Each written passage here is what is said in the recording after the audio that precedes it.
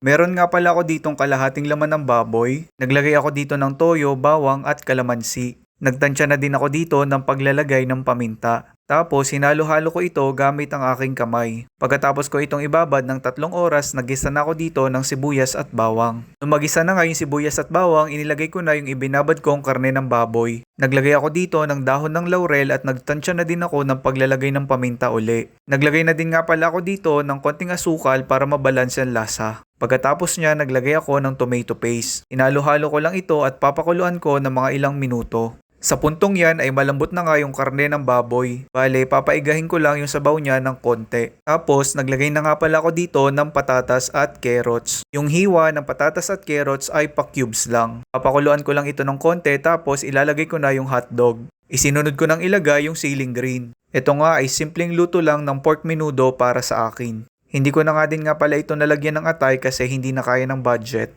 Pero para sa akin, nung tinikman ko ay masarap siya. Ayan, luto na. Tara, kain tayo.